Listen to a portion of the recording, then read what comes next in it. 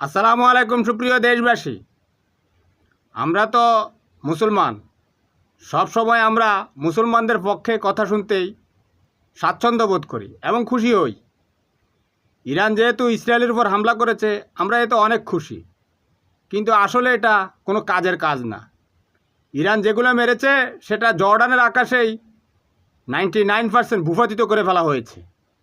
কারণ ইসরায়েল তার দেশটাকে, পুরো মিডল ইস্টটাকে বুনা জালের মতো আয়রন ডোম দিয়ে ঘিরে রেখেছে।